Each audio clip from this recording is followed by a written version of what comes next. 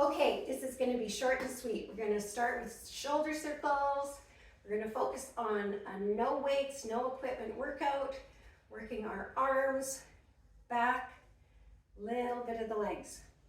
Okay, so big arms side to front, and we're just moving at shoulder height, loosening up the shoulder joint here. We'll just do a few little movements, a little warm up.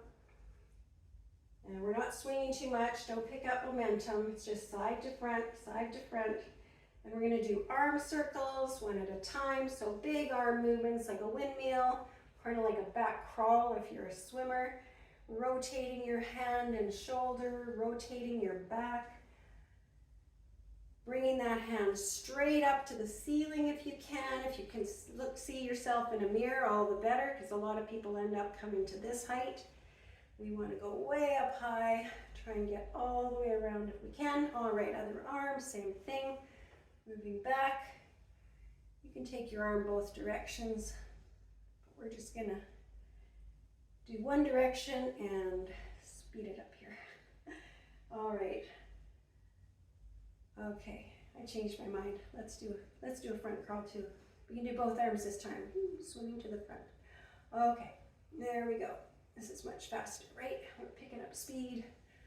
All right, it's nice to feel like you're making progress.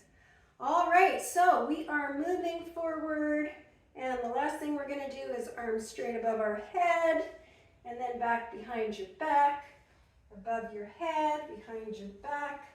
Stretch high, way up high, not in front of you, straight above. This might feel awkward if you haven't done this movement much before. But bringing your arms to your back helps stretch the shoulder at the front, pulls your shoulder blades to the back. It's good for your posture, but getting a nice stretch in the front of that shoulder joint, which usually gets tight. Okay, so we are going to move on to just a little warm up for the hips, and holding a chair or a wall, just swing your leg front to back. Don't swing too far to the back. Again, don't pick up momentum. Just loosen up the hip joint a little more. And same thing on the other side. I'm going to support myself on the wall. You can do it without holding on to anything, but then you're focused more on the balance of the stationary leg. And right now, I just want to focus on the movement in that joint. Okay, so we are actually going to get started. That's the warm-up. So arms. Sometimes we do this with weights, and today we're doing it without weights. Just lifting your arms to the front, side, side. Okay, we're going to go 16, and I'm going to call this 5. I think it might be 6, but anyway, this will be 6, 7, 8, coming right up to your shoulder height, 9, you don't have to swing higher, 10, 11, 12, there's value in maintaining control of your joint, 14 I think, 15, and 16. Okay, so now to the real work. We're going to start with shoulder circles. So right at shoulder height, make sure those shoulders aren't hunched up. Press them down and back a little bit, and you're just circling. Doesn't matter what direction you're circling right now. Just little tiny circles, and now we're going to get a little bigger and bigger. So we're going to make those circles larger. We're slowing down a bit, and larger, bigger circles until they're as big as you can get. You bring your arms right to the front, stretching to the back. As we go to the back, you should feel your shoulder blades squeezing together. Nice big circles. Okay, we're going to get smaller and smaller again, gradually, until we're at little tiny circles. Okay, are you ready? This is where it counts. We're going to make tiny, tiny little circles as fast as you can. Fast, fast, go as fast as you can. Little tiny circles. Keep going, keep going. Do you feel it yet? If you don't feel it, keep going. You need to feel it. Okay, so you should probably start to feel the burn. All right, you can relax your arms, and we're going to pick them up and do it the other direction. So if you're going backwards, you're now going to go forwards, circles. Little circles are going to get bigger and bigger. Bigger circles. Great big circles. Okay, really big circles.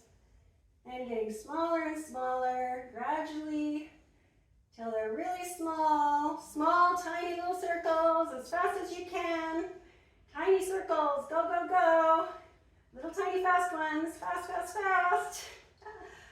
Okay, 5, 4, 3, 2, 1. Great job. Shake it out. Okay, your arms should have done a little bit of a workout.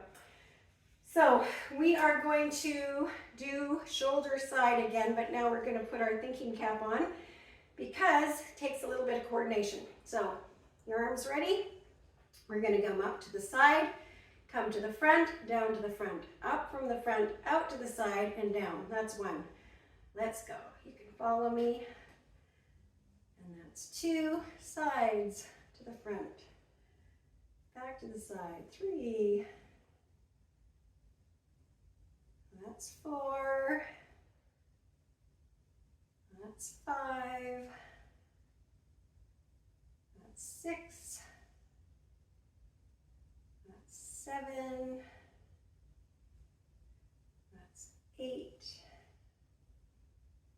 That's 9.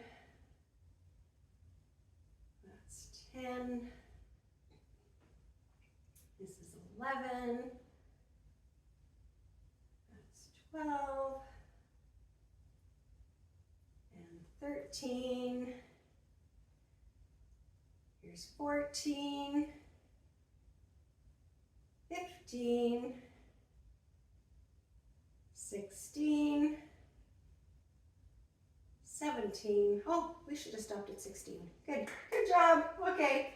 Now, we are going to do one more shoulder exercise, and that's either in a W position with your elbows down. That's a little easier. So if your shoulders are getting sore, let's keep it here. But if you're able, we can put it up in the goal post. And I'm going to drop them so you can see. We're focusing on, again, keeping your shoulders down and squeezing back. So try and keep that neck as relaxed as you can. If it's getting tense, it might be because your shoulders are hunching up while you're doing some of these things. So we're squeezing. We're not just flinging our arms back and forth. We're actually working our back, squeezing the muscles between the shoulder blades. And that is pulling our shoulders back. So we're not actually using the shoulder joint right now. We're using the muscles in our back. So right between the shoulder blades, our rhomboids pull the shoulder blades together. Our trapezius is helping out. It's the big muscle. And just squeeze, squeeze. And I'm not counting, but we're going to estimate around 16 here. Okay, how does that feel? I think we're done. All right, so now what we're going to do is we're going to do our legs just quickly. We're going to do a squat, but we're going to add a side leg lift.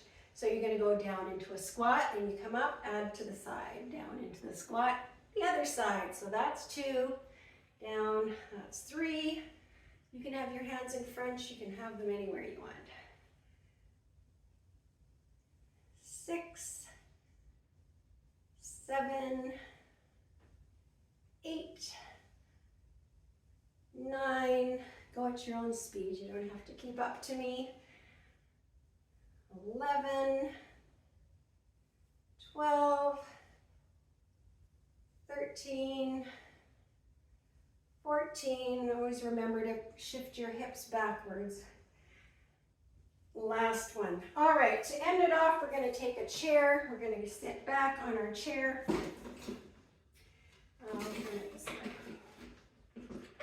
And we're going to do flutter kick legs. So you're going to sit near the front of your chair, lean back so you feel your abdominals really tighten up. You're going to pick your feet up off the floor and just do a little flutter kick. You can have your hands in front. You can grip the chair if you need to.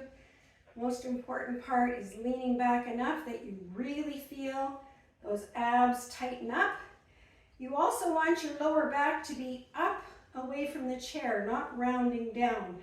So think about your lower back and your stomach muscles squeezing together to support your spine. And don't forget to breathe. Always keep breathing when you're doing these ab exercises. It's so easy to forget and start to hold our breath. Okay, so flutter kick done. Next one, take a little breath. Just one knee up alternating. So leaning back again, feel your abs engage, hold your back upright, and just alternate one foot. You can keep both feet off the ground, you can tap a toe to the ground.